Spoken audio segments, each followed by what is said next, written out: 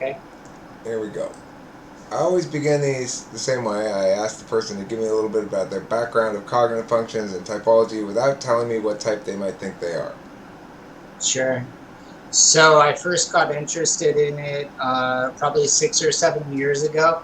I read a lot of Carl Jung's original works, and then I moved into David Kierkegaard's work, John Dewey, Isabel Myers, of course, and then most recently socionics. I have a doctorate degree in psychology, and I wrote my dissertation on the use of cognitive functions in fields, and how you might self each personality based on their type.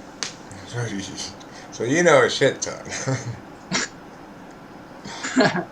I feel like I do, but I've learned as well. So kind of my thinking in doing this is I'm about 99.8% sure of my type, but I always like to have additional Come external on in. Sorry, I'm getting no. Come on in, Dad.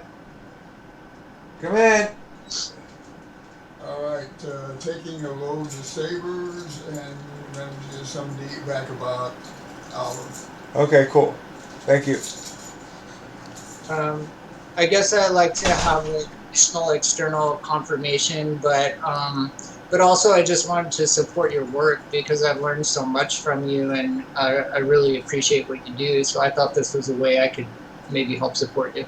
Wow, thanks. I appreciate that. You obviously have a lot of knowledge about the subject. So, I mean, let's start with skills tests because I think that's the key, really the key to making typology more meaningfully convincing and objective, quote unquote, is with these being able to pin down a couple things to skills tests. So, let's start with the TI approach and ask some TI questions. Obviously, as I usually give a little bit of warning about this, some people don't do well on these, and that doesn't mean they're dumb or anything. It just means that they don't do well on TI. Okay, so uh, can you tell me who my mother's husband is? That'd be your grandfather. Okay. How about my mother's mother's husband's wife's daughter's only child? I'm really bad at these. Mothers, so that's your grandmother. Husbands, that's your grandfather. Daughters, What wife's daughters? oh, wife's, so grandmother again. Daughter, your mother. Is that where we ended? We ended with me. Her Uh, only child. Okay, so you're okay. I got you. It's basically where we are with TI. Let me ask a couple more quick TI questions, and we'll move on. Um, if there are two branches in a bird, and there are two birds in a shekel, and a shekel plus two birds equals a bush, how many branches are in a bush? 8. Yeah. Okay. Um, if, if Joe and Bob go to the show, then Mary will visit Jeremy's house, where she will get her Mac on. However, if either Joe or Bob stays home, Mary will also stay home because she doesn't want them to know she's going to see Jeremy. Now, on the day of the show, Bob gets put under house arrest and can't leave the house. What can we conclude? That she won't go to the show. That she won't go to Jeremy's to get her Mac on. Hmm. I mean, yeah, yeah, Yeah. she won't leave. Okay. Yeah. So, all right, interesting. So let's look at the extroverted intuition, which is another one that we can sort of skills test. Can you tell me as many synonyms as you can think of for the word glass? Um, melted sand.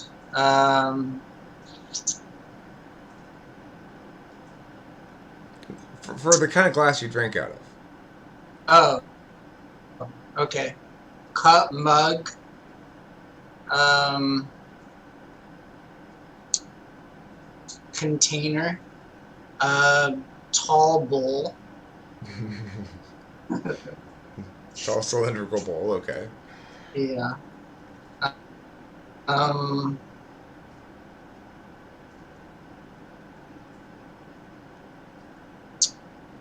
I think I'm out of them. Okay, let me ask you another kind of extroverted intuition question that links also to extroverted thinking.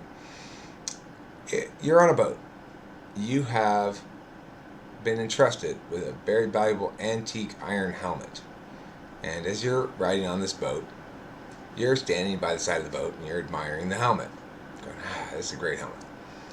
The boat hits a wave. You drop the helmet into the ocean. It falls to the bottom of the ocean.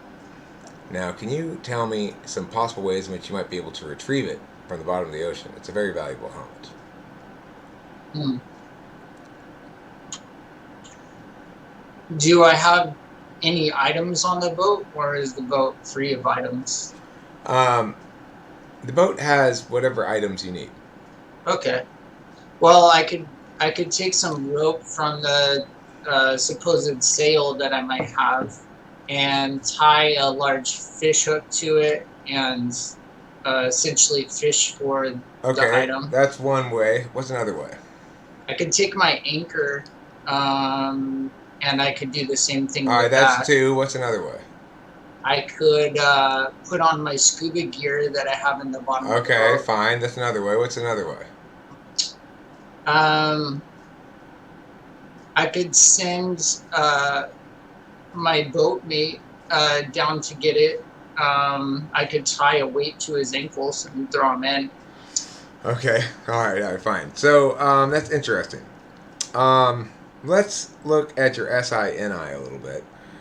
I'm going to tell you a story about my morning, and then I'd like you to do the same about your morning. Okay, it's going to be basically a sequence of inconsequential events.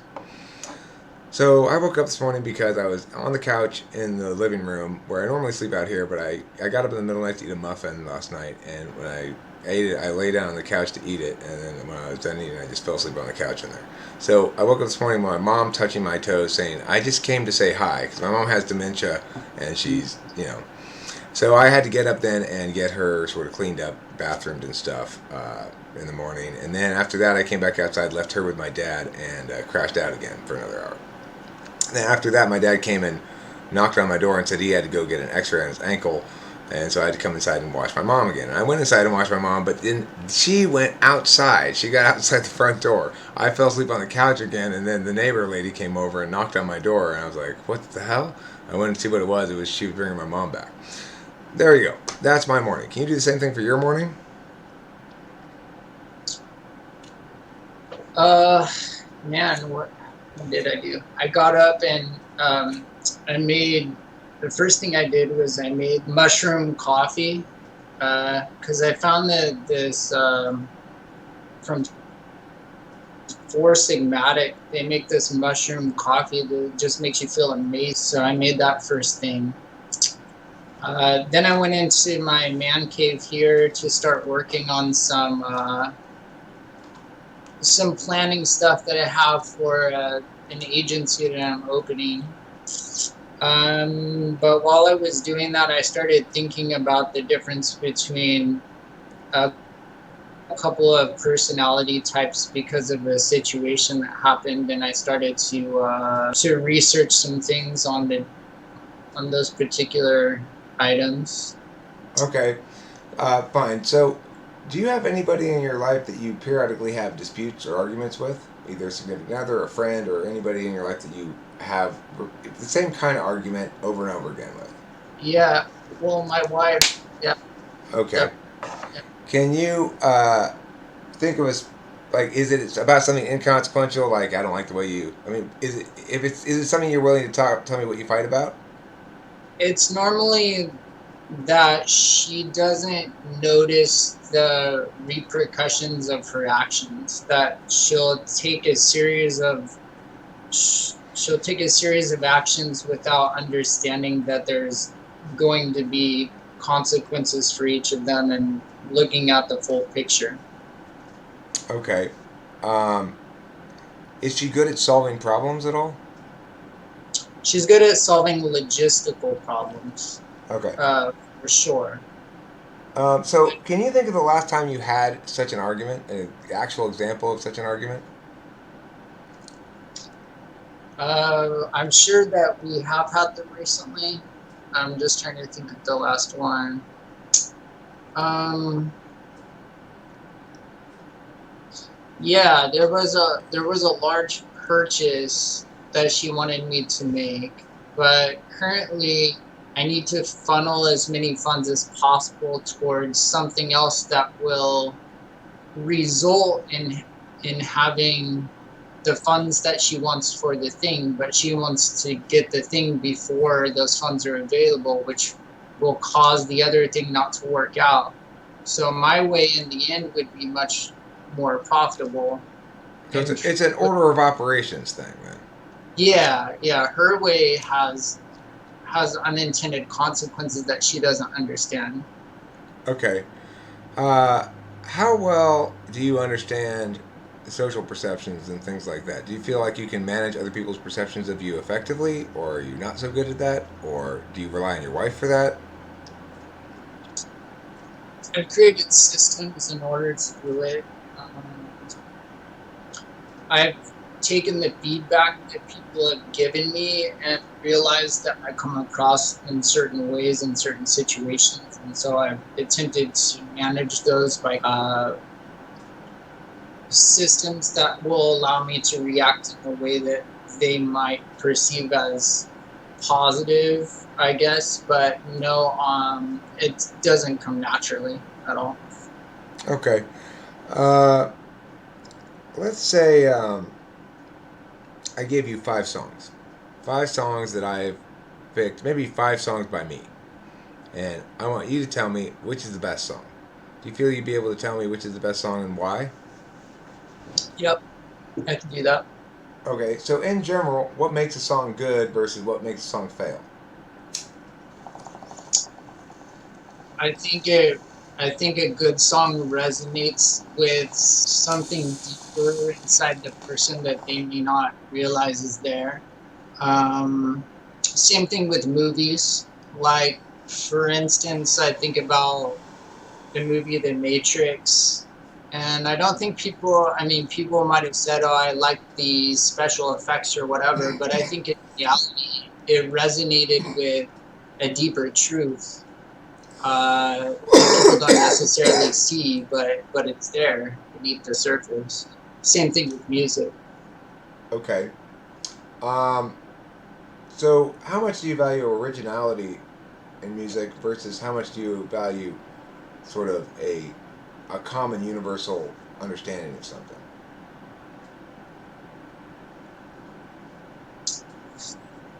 I think I value originality much more um, than that everyone necessarily agrees on it. Okay. Do you make any art of your own, music, writing, or painting, or something like that? I used to write a lot. I wrote a I wrote a couple of novels, but I decided they weren't good enough yet, so I haven't pursued actually publishing or anything. But I do like to write. Who is they that are watching me? I think that's funny that you picked up on that. Um, I think that it's a complicated question, but I think in order to have a position of power in this world, you have to conform to certain ideals. I think there's an underlining malicious force um, that sort of has the power structure of the world in its hands. Well, I'm running for president pretty soon. So we're going to test this theory because I can assure you I am not influenced currently by any such malicious force. I would like to run for president. If you're right, this malicious force will prevent me from successfully doing so. Right. Okay. You'll have to join a society like Skull and Bones or Freemasons or something like that. You would have probably had to come from one of the bloodlines of those who are allowed to have power. I don't think you'll be allowed in. Okay, well, I'm going to give it my best shot anyway. Okay. All right. Hope we'll be a better place. I'm pretty 100% about what type you are, of course, by this point. You're fairly textbook. The only thing that's not textbook, the only thing that's not textbook about you is you have somehow worked away the normal INTJ cadence.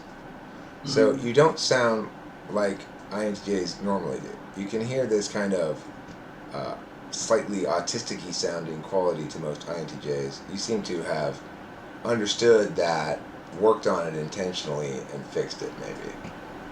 Well, I spent 15 years in sales, so it was a necessity. I see. Okay. And that's the sort of thing INTJs can do. They have the ability to basically treat other cognitive functions as TE problems. And they're probably the only type that can do that effectively. Mm-hmm. So most people, it's a pointless waste of time to think about improving your cognitive functions, your skills in some area like that, because it's an attentional reflex. It's not anything else. But for INTJs with their TE tool function, NI dominant, and capacity to understand everything metaphysically, then convert it into how-tos into the physical world, they have the capacity to actually develop skills that improve their workarounds for cognitive blind spots. Mm-hmm. Yeah. I spent the first 6 years of understanding all of these things believing I was an INTP. And it wasn't until I started to look at some of your lines of thinking that I realized that I was INTJ, because I am very laid back and I think come across much more as a perceiver than a judger. Well, you are a perceiver. I mean, that's the Right. thing. NI is a perceiving function. Right. And that's one thing I've learned through socionics. But the thing that I learned from you that really helped was, well, two things.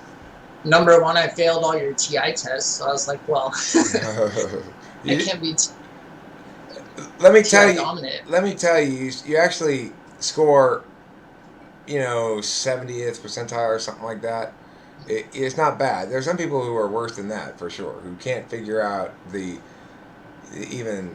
So it's like, it's not bad, as is typical for INTJs. Sometimes it can be quite good, sometimes it can be not quite so good. It depends how much you have had to use it. In sales, you don't need to use TI at all. No. It's not very useful. Right. The other thing that I batted back and forth in my mind a lot was your understanding of FI versus FI. I didn't agree with you at all at first, because I was looking at myself as an FE user and saying, I put myself in other people's shoes all the time, and I care a lot about what other people are feeling. And I said, well, that has to be FE then, because I'm an FE user. But the more I looked at it, looked at other FI users around me and saw those traits in them, the more I realized you were right. That it wasn't your understanding that was wrong. It was I had typed myself wrong. Yeah. Well, I mean, there's a lot of misunderstanding out there. So, like, I just finished before you typing an ENFP, very successful ENFP. He's an entrepreneur. He loves his life. He had a happy childhood. He's got no trauma in him or whatever. He's a fully optimal ENFP. Mm-hmm. And he tested on tests things like INTP, ENTP. But when I asked him, who's your mother's sister's child? he first he gave me the wrong answer. First he was just like, oh, mother's sister's child. I mean, like, polar TI is so obvious and textbook, and he can't do any of those things at all. And he just throws up his hands like, I just can't do this stuff. You know, Mm-hmm. that's polar TI. And in other ways, the guy was so much like me because he's an extroverted intuitor too, and nobody would think the guy's dumb and he would never test on a test that's illogical because he's mostly manifesting his third slot TE. You know. And so, of course, he's going to mistype if people don't make that distinction between TI logic and TE logic correctly, Mm-hmm. because he's very clever and smart. He came up with a million synonyms for cup. He came up with just shit ton, just boom, boom, boom, boom, boom, boom, boom. But you ask him who his mother's sister's kid is, and he's a complete loss. So Yeah. that's so cool that the skills test can be so definitive like that, you know? Right. Yeah. No, that was a good one. The other eye opener was you did an eye test about like different color hats at some point, and I knew right away, and I said, "Oh, I must be an NI user, not an NE user." So those That, tests are great. the thing They, is, that NI test, what you call an NI test, is an NI test for you. It's actually a TI test. But if your introverted intuition is good enough, you don't need to parse it out. You just know. Interesting. So that's the thing. To parse it out is quite a complicated set of endeavors. But to NI know is not. It just you wait until the information all I guess sort of settles into place, and then the floor drops and out comes this wholly complete thing or something. I don't know. Right. I think the hardest person to type is yourself because a lot of times you're viewing your subconscious rather than your conscious. You really have to take a step back and say, okay, not so much what am I thinking, but what are my actions? You know, what does the rest of the world see when they look at me? Because those are two different things. Because I feel like I do a lot of TIing, but that's all happening in my subconscious. Well, it's also demonstrative for you. You expect the world to expect you to be communicably logical. You know you're going to naturally be physically logical. The shit you're going to do is going to work and be effective and be efficient. You got no problem with that. So you know intuitively that the world is going to expect of you to also be at least communicably defensible. It's not enough to say it works if it doesn't. If everybody else is screaming at you about it, right? Mm-hmm. So you know you have to provide some TI, and you will in fact do that on a consistent basis to the external world. When you're done having to prove shit to the external world, you go, phew, now I can stop worrying about that stupid communicative logic and just focus on the efficiency and the effectiveness and stuff like that, right? Right. Which is Yeah. a sensible way to be. For me, note it's the opposite. Mm-hmm. When I'm done being effective, when I'm done having to demonstrate, okay, it'll work, fine, it'll be effective to some extent anyway. Then I go, phew, now I can stop worrying about that shit and just worry about the word statuses in my mind, Mm-hmm. which is not a very effective way to be, really. But it works for me. It works well enough for me because I've just had a lucky life, I guess. The other thing I've noticed where people quite a bit is I've noticed that people who are NI tool users often mistype themselves as introverts. And I think that's because NI required so much introverted attention that extroverted NI tool users have to take quite a bit of time to themselves in order to process things. So I think that's more true of ENTJ than ENFJ. often, yeah, often. ENTJ is probably the most introverted extrovert. ENTP has that reputation for some reason, but it's not true at all. We're talkers, ENTPs are. ENTJs are, like you're saying, they're stuck with that introverted intuition as a tool function, but unlike ENFJs, they're not mixing it with FE, they're mixing it with TE. So their expressiveness to other people is always and only instrumental. And they'd really rather not have to express to other people a lot of times. Because they just wish everybody just would be the cog they want them to be, you know?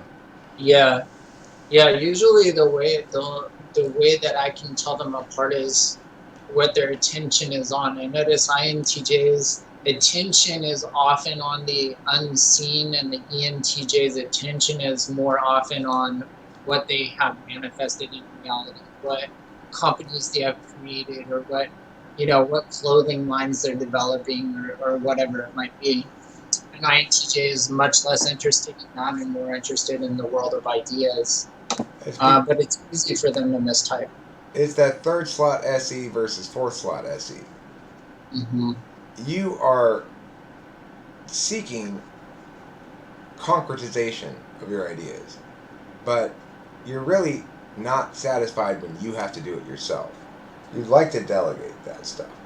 And the concretization part being, look, INTJ, have come up with this brilliant notion, and I've got the specifics of the how-tos and the plans all laid out here. Now, y'all do it. You do the legwork. Yeah, right. Because I don't like that part, really. The thing is, for ENTJs, that's their juiciness. Where your juiciness is caring about people, putting yourself in other people's shoes, and doing things that are attentive to their feelings in ways that they may or may not even notice or be aware of or acknowledge directly. It's you're the kind of person who puts money in someone's meter even though no one's looking. Mm-hmm. And I might do that too, but I do that knowing I'm going to tell the story later. Mm-hmm. So I get credit for it somehow. I remember I scolded Spacey the other day at the weed store because he put the tip in the tip jar before when the girl wasn't looking. I'm like, no, Spacey, you don't do it like that. You have to wait till you get over there to the dab counter so that she sees you put the money in there. So you get karmic credit for it. Otherwise, you don't get any credit for it. Mm-hmm. But that's third slot FE versus third slot FI. The ENTJ, on the other hand, is trying to delegate what you get satisfaction from. He's trying to delegate to other people, like you're trying to delegate the doing. He's trying to delegate the caring about other people. Uh-huh. I don't agree with Dave's superpowers on much, but one thing that I do agree with him on is that the pain point in a person is between that dominant and fourth function. That I notice, for instance, the pain point in my ESTJ wife is between her wanting the world to see her as a certain status and being authentic. That TE versus FI is a pain point for her, where for me, I can switch between those pretty easily because they're second and third. And for me, my pain point is moving from the world in my mind into the external. Much more difficult for me than for an ENTJ. Well, I would say it's a laboriousness point rather than really a pain point. It requires a lot of effort to manifest that attentional manner across time for very long. So you could say it's painful in the sense that holding up a weight for a long time is painful. But I think that the real point that can cause you to feel upset is if somebody pushes on your eighth slot. So if they go, all right, I need more SI from you, more SI. I need more specific examples. I need. Have you eaten yet? You need to take a break, and you need to rest, and you need to eat some food. Eat some food. Brush your teeth. Why haven't you brushed your teeth yet? If you were subjected to that on a regular basis, somebody policing your SI, it would get you very upset. Yes, here's what I've learned in a marriage with an ESTJ is that I think one of the fundamental, most valuable things you can take away from a marriage or a relationship is a dying to self, is a learning to become less and making others more. It's the same principle as like Jesus taught, putting others before yourself. I've had to learn by sacrificing my own desires a lot in marriage.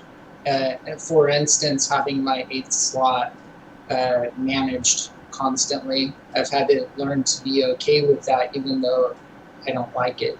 You know what I mean? Concurrently, your nature is hitting her polar. So, What? Oh yeah, right.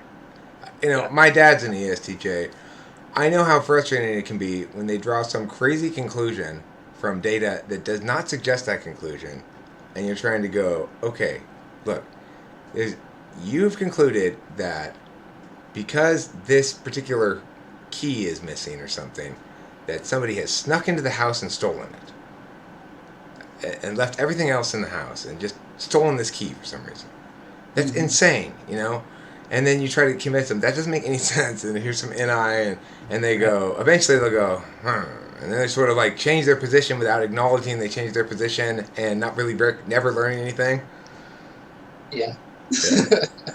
The funny thing is, you and I have that same idea about relationships, though, about this sort of Christianist aspect, but we express it very differently. Like for me, expressing the Christian virtue of forgiveness in a relationship is one where both parties, take turns demonstrating that they are committed to this principle by being willing to sacrifice for the other one and demonstrating they're a team player, and it's achieving reciprocity in demonstrating always that they are seeking agreement and are willing to make sacrifices if need be, mutually and reciprocally.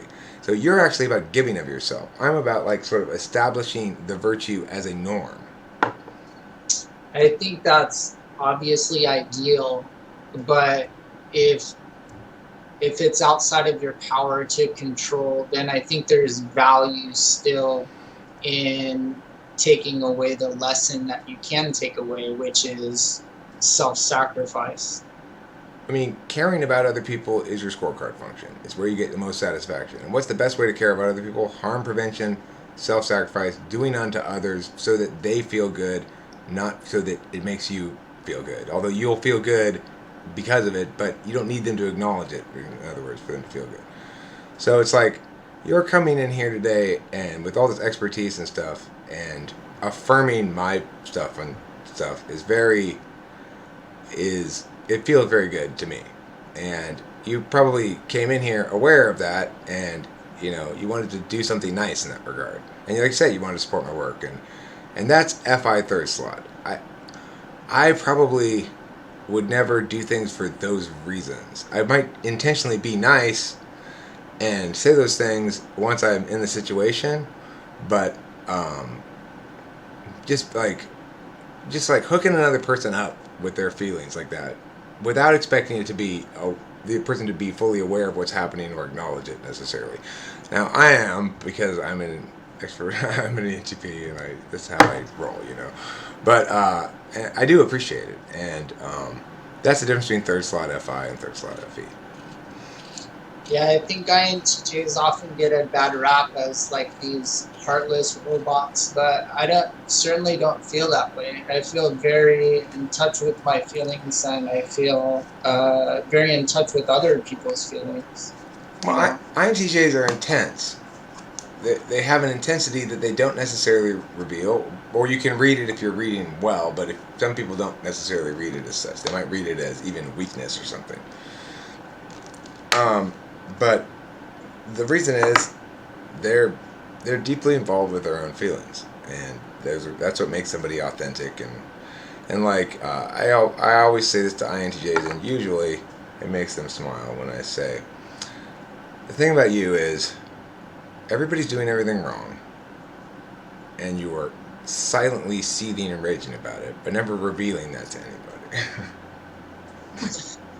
Yeah, I have third slot FI is interesting though, because I feel very in the way that I don't very often allow myself to feel anger. I mean, I know you're kind of joking in a way, but on a serious note, if I look back, there's very, very few times in my life, almost none. I can remember maybe 5 times when I felt truly angry. It's very rare. So, did you have a pretty blessed childhood, or what? Yeah, I grew up with, and that's probably part of it, but I grew up with a dad who is a preacher, really great guy, INFJ actually, and then just a cool ISFJ mom that took care of everything. So That's a lot of FE for an INTJ. yeah, it is. I think that helped me in a way though, because they were making me aware of how I was coming across. It was very common for me to be spewing out facts to people and my dad to say, hey, you've lost your audience. Okay. You know, so So they were nice about it to you. They helped you, but they were nice. They weren't saying there's something wrong with you.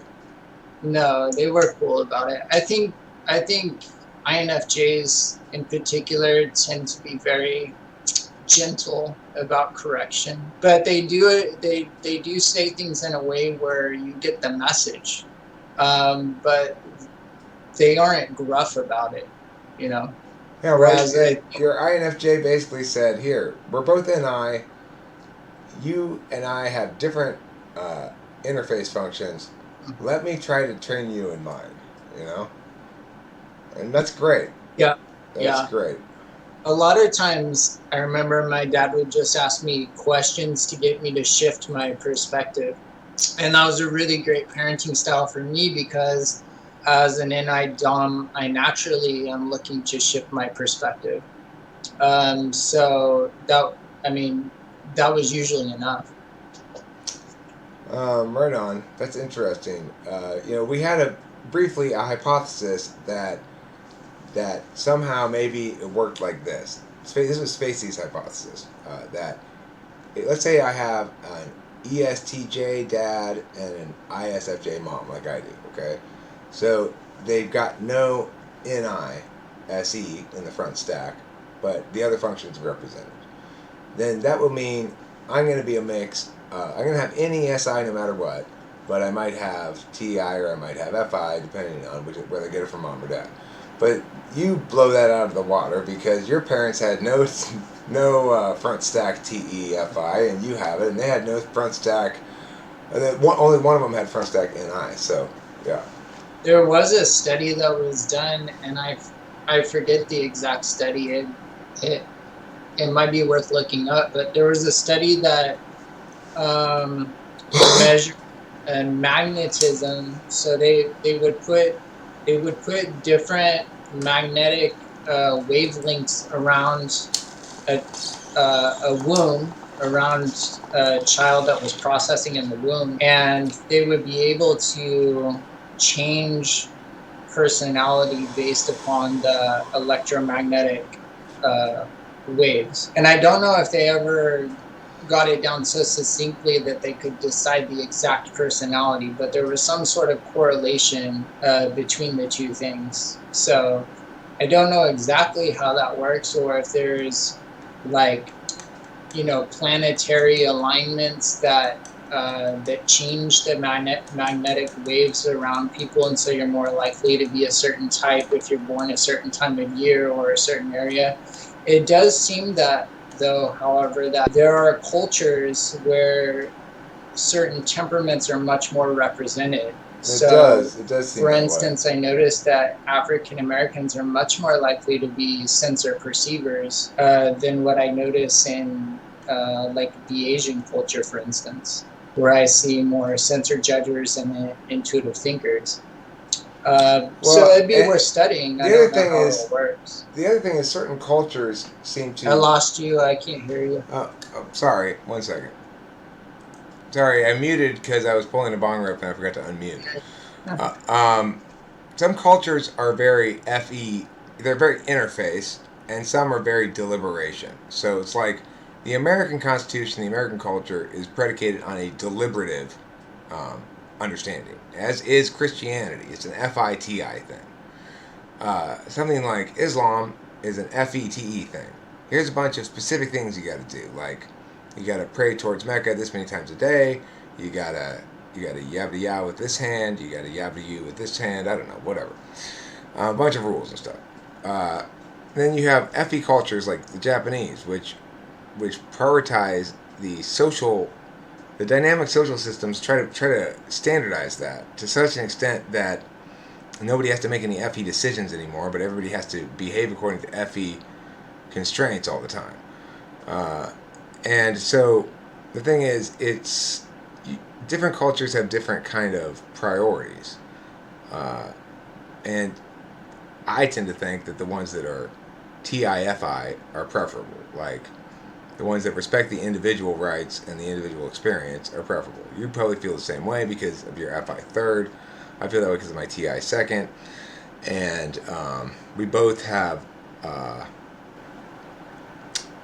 I mean, your interface function as well is particularist, so you're going to lend yourself towards a particularist understanding. You understand the limits of TE to a certain extent. You're like, okay, well, I can't make protocols to control everybody all the time. There has to be some consent on their part, some agreement, some autonomy. Yeah, I think I want to address your first point, but to that point, I think I very often opt out of trying to control anyone's ideas or perceptions because I view it as ineffective. Because I very rarely have ever gotten in a disagreement where the person came away changing their viewpoint. Uh, so it's very infrequent that I'll join an argument or participate in a discussion where I think the person won't change, where I feel that my efforts will be ineffective. But to your first point, I wonder, do you think that the culture has become, let's say the Asian culture, FE, for instance, has become that way because of a higher representation of that type within the culture? Do you think that the type has somehow I don't know.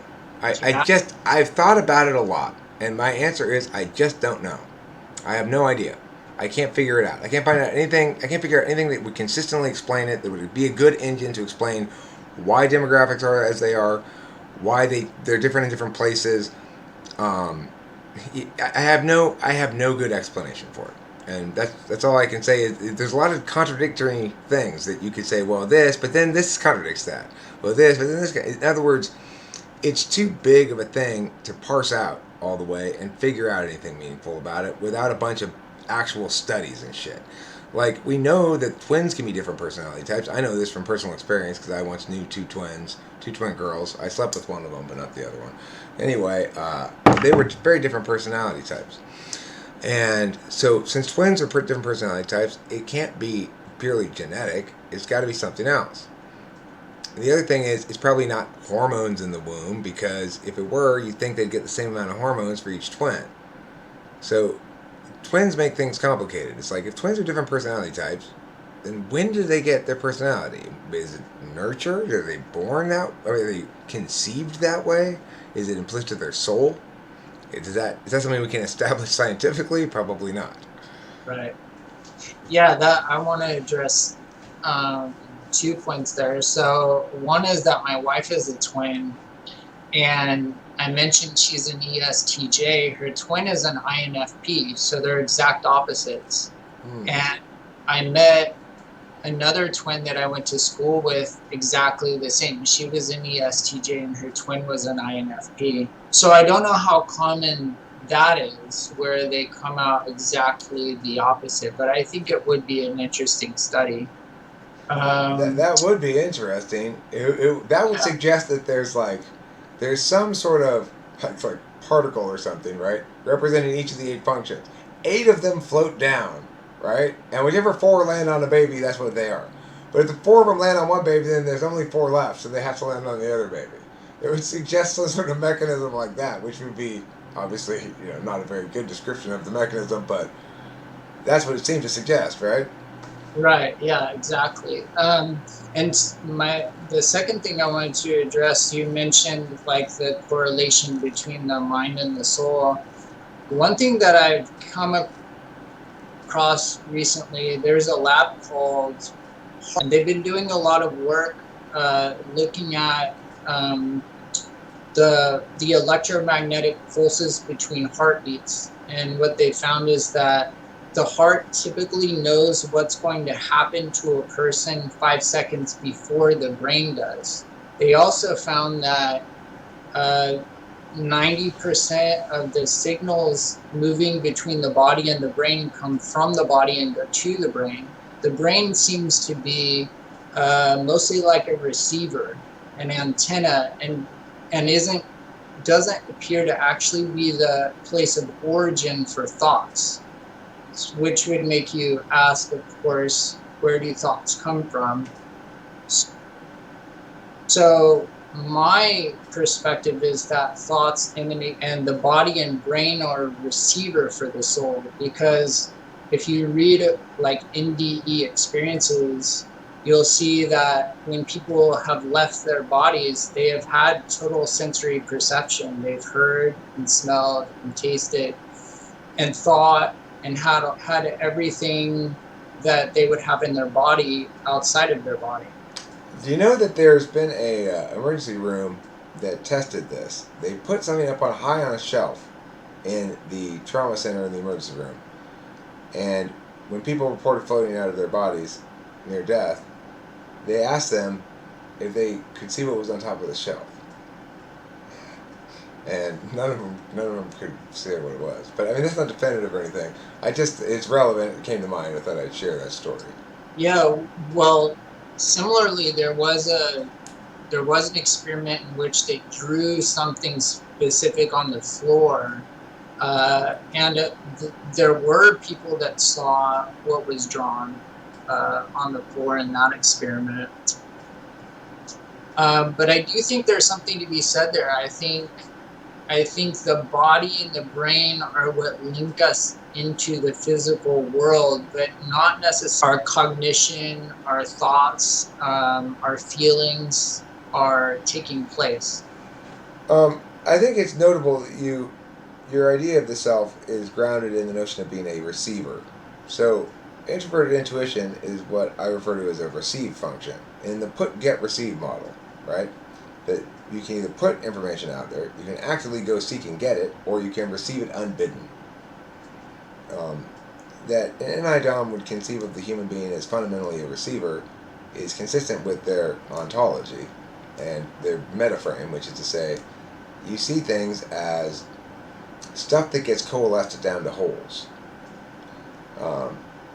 And for me, I tend to think of people as moral agents that take action, and specifically moral agents that express positions on things, and moral agents that either engage in proper discourse or not engage in proper discourse, who are being fair or not fair. So, you and I conceive of what the basic idea of a human being is differently. I think of them as being basically putters, and you think of them as being receivers. And there's something.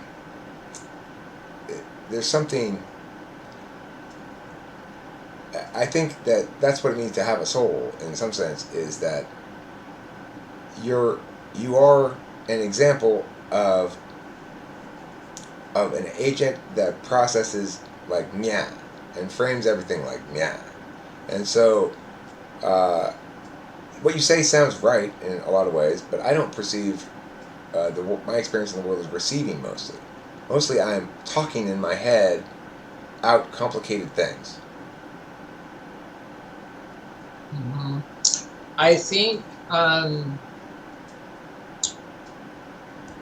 think every personality type holds a piece of the truth. Obviously, there are many more sides to information than each of us perceives. If you put all of us together, then you would probably have the perception that God has. Because I think he took little pieces of himself and put it in each of us, and that's what we call our cognition. So I would say that what you view to be true is true, and what I view to be true is true. They're just different parts of the truth. I agree with that. I think that's right on the money. And say that each of us has a part of the truth is very accurate. I also think that each of us has a responsibility to that part of the truth that they represent, which is twofold. On the one hand, to manifest it in ways that are consistent with the implicit moral duty of being human, and that on the second grounds that they recognize that others have their role to play as well, that they don't think everybody ought to be like them. So there's different ways in which people learn that over the course of their life. I think everybody begins by sort of reflexively assuming everybody else must use my tool function too, and everybody else should respect things that are paid in my kind of currency. Yeah, I think originally, before you start to really understand cognition, you're always looking for everybody to be a different version of you, right? Like, my expectation of others was that maybe they weren't exactly like me, but they were good at the things I was good at, and if they weren't, then that's what they should have as a goal. But Right. I think learning about cognition fundamentally changes that perception. For intuitives, for sure. For sensors, some of them. You get SI too high up in the mix, and their experiential knowing is too powerful for them to really change the frame sometimes. So it's like, as an NI user, you know truths, and then they cascade down. If you recognize the truth, it will influence your perceptions and behaviors accordingly. Maybe not instantly, maybe not definitively, but gradually you'll modify towards that truth. Mm-hmm. For SI users, they're looking backwards. They're not looking universally. They're saying, what was my experience before? They're framing everything through that previous experience. Previously, somebody broke up with me and totally fucked me over. So therefore, Eric's breaking up with me, therefore he's totally fucking me over. The fact that I'm not and trying to be super cool and everything is irrelevant. That's her previous experience. She's framing shit through that. And since she's not particularly, you know, optimized, she's framing it through the negative in particular. So that's the difference between a particularist knower and a universalist knower, is that you're going to do that stuff. They're also receivers, but they're receivers of echoes from the past. Mm-hmm. Their whole ontology is built of their experience. Your ontology is built of the universal truth. Right. Which I recognize that, and I didn't always recognize this, but this is part of, I think, growing within your cognition, is that even in your lower functions, your seventh and eighth function, you can see some value. I recognize that without carrying the past forward, we lose a very important part of humanity. And so I certainly see the value of SI in doing that. There's also, it's interesting that you say that. That's a very INTJ perspective on it, whereas for an INFJ, it's perceived more like this. We need to have these specific examples that SI provides in order to render our NI truths resonant and communicable to other people. So it's not attaching value to it absolutely, but instrumentally. You're attaching an absolute value to it. They're attaching an instrumental value to it. Both of you are accordingly able to use it equivalently well to provide some examples from the past, but your understanding of why is different. Mm-hmm.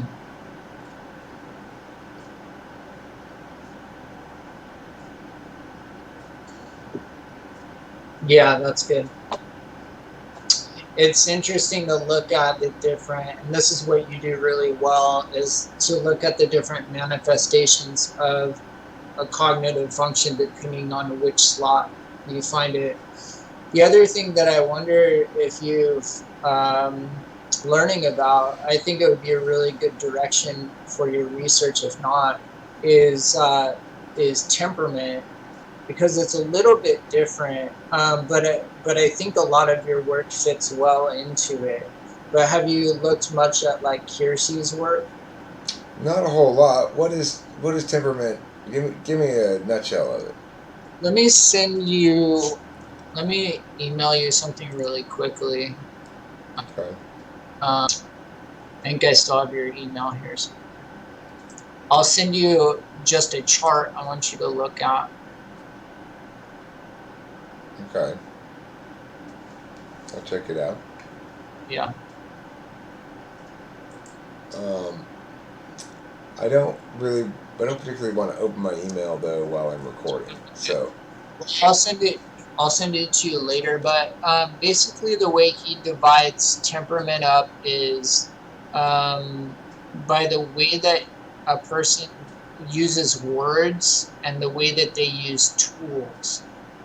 So those, depending upon those two functions, would divide them by temperament. So temperament has been something that you found in nearly every culture throughout all of history. So, like if you looked back into ancient Greece, you would see people divided into four temperaments. If you looked in ancient China, the same.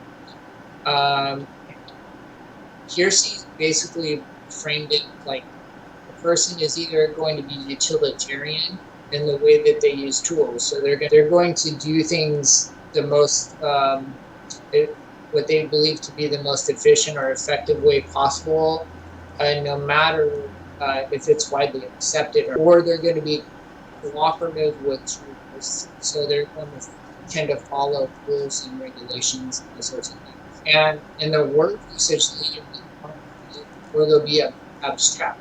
So if they're utilitarian and concrete, they'll be a sense of believer. If they're utilitarian and abstract, they'll be an intuitive thinker. If they're concrete and cooperative, they'll be a sensor judger. If they're concrete and utilitarian, they'll be a sensor receiver. If they're cooperative and abstract, they'll be a feeler. And then he divided up their intelligences based on uh, temperaments. So, like that, that intuitive thinker will have the highest diplomatic intelligence. Secondarily, they'll have wait, well, hold on though. He said intuitive thinkers are utilitarian, right? yeah. But that's only true for NTJs. You think so? Because I've noticed some I've noticed some INTPs that I know that are pretty utilitarian. They don't tend to necessarily follow the rules. They kind of want to do what's most logical. If a rule doesn't match up to their logic, then they're going to do it their way. Okay, well, see, I would say then perhaps that if that's what you mean by utilitarian, that utilitarian is not the right word. Because my understanding of utilitarianism is justified by utility. And INTPs and ENTPs are not willing to accept things justified by utility. That is to say, I don't accept this rule because it's useful for me to accept this rule. I break it and seek forgiveness later. Mm-hmm. Yeah, I'd have to look at more of the NTPs that I know to decide if that's The, necessarily true. the difference is this: it's not really about utilitarianism at all. It's about ordinality versus conditionality. You're ordinal in your thinking. I'm conditional in my thinking. So with ordinality, you're talking about order of operations to get from point A to point B. With conditionality, I'm talking about analysis of the various different possible conditional realities and determining something like that, or Mm-hmm. consistency metrics. So um, introverted thinkers are either about order of operations, you guys, the NTJs, or about conditionality, us guys, the NTPs. And those are different things. And they're not both utilitarian at all. The conditionality is much more deontological. If you're talking from a philosophical point, utilitarianism is about ends justify the means. And deontology is about principles dictate what's acceptable behavior. And there's negative prohibitions and positive indications. Okay, I can see I can see what you're saying, and I think you can certainly further parse out the differences between each type. But I think there may also be something to be said for the way in which a temperament moves throughout the world, and how much they value rules and regulations.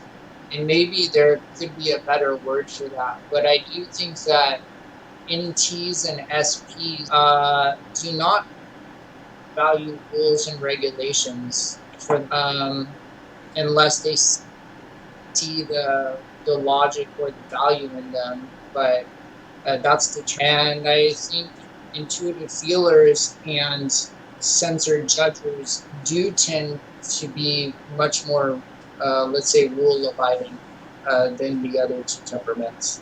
Okay, I don't think we disagree. I just think I don't like the word utilitarian there. Okay. I think that the term is misleading because it means something very specific that is not being expressed or intended to be expressed there. So I mean, I would just say you might even say objective rather than subjective, right? Instead of utilitarian and whatever the other one is, Cooperative. cooperative. So because the thing about TE and TI both, TE is objective in the sense that it's looking externally at what's actually in front of it. So you are never going to try to fix a refrigerator by wishful thinking. You're not going to say, well, maybe it's just maybe it's something really easy to fix. That's easy to fix. You know, you're not going to pretend your way to fixing the refrigerator ever because you can't. You have to be objective about it. Okay, well, this looks like this. This looks like this. This looks like this. You're looking to the object itself for data, but the thing is, on some level, TE is always also subjective because you're always returning to your goal. What's my goal here to fix the refrigerator, right? Now, TI, in contrast, it has a different kind of goal. Its goal is to be defensible. So if I were trying to fix the refrigerator and I was using my tool function, I'd say, it's not broken. I can prove it. And I'd proceed to say a bunch of words to prove that it's not broken. And I'd win that argument eventually, maybe. And then it would still be broken and the food would all go bad. Mm-hmm. But if I were only using TI in that instance, it wouldn't matter to me whether or not it was actually broken. It would matter to me if it was who could win the argument about it. Right. Yeah. Kiersey breaks down the individual expressions of the types as well, which is kind of what you're referring to. But there are very important similarities, it seems, between those who share those traits. So NTs, NFs, SJs, and SPs have commonalities between each other that go beyond just the ordering of functions. And I think that's what's interesting, and where maybe you would be able to expand some of the research that you're already doing. Might be worth looking at. Yeah, it's a good suggestion. Thank you. I will look at it and look into it some.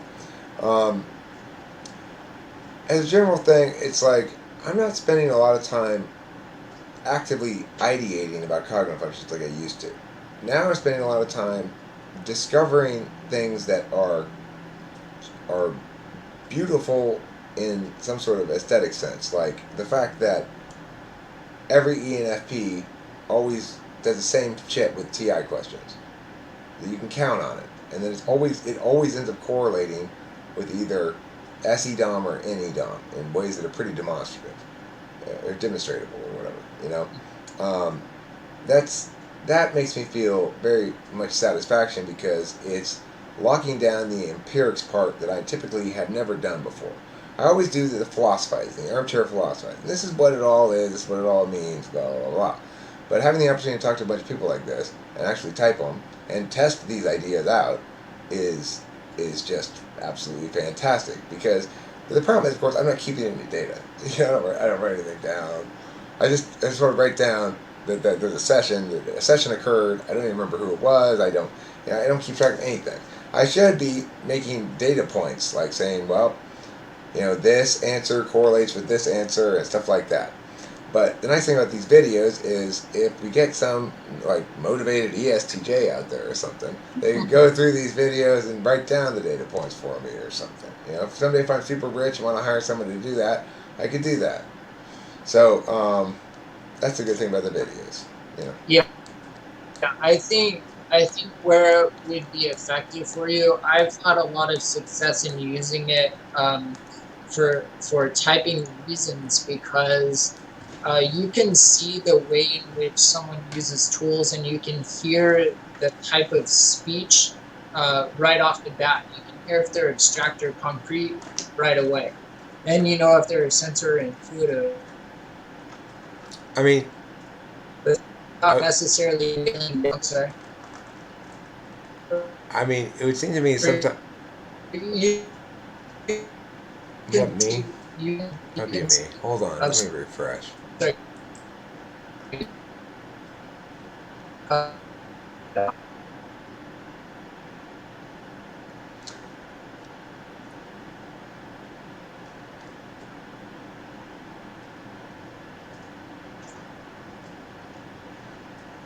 I would say your alpha quadrant sensors can come across as quite intuitive sometimes.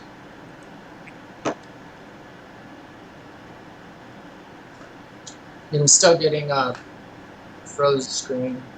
Okay, I didn't catch what you just said. I said your That's better. alpha quadrant sensors can seem quite intuitive. They can have pretty abstract conversations for a little while, depending on. I mean, I don't know how you. What are the key demonstrative? What are the key determinate giveaways that somebody is abstract and not concrete, or vice versa?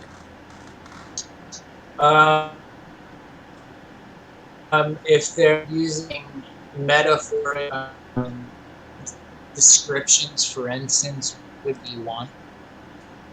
Okay. Uh, I can kind of pull up some exact wording here uses. Uh, so language would be for let's say S would be imperative or paradoxical. For guardians, which is your SJ, yes, imperative. I can't hear you at all. What's it on? For, I can't hear you. I don't know if it's me or you. uh, Can you refresh? It might be you. I don't know. I'm not sure.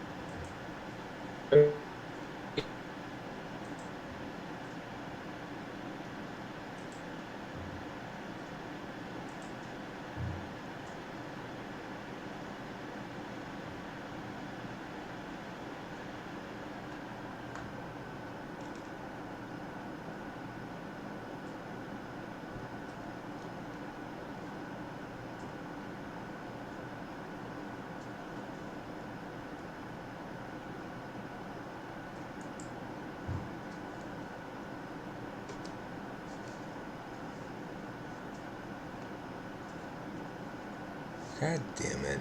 What the fuck? Meowity meow. Meowity meow. Meowity meow. Meowity meow. Meowity meow. Meowity meow. Reload.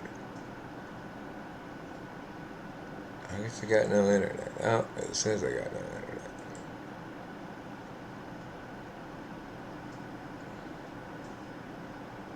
Now I'm back.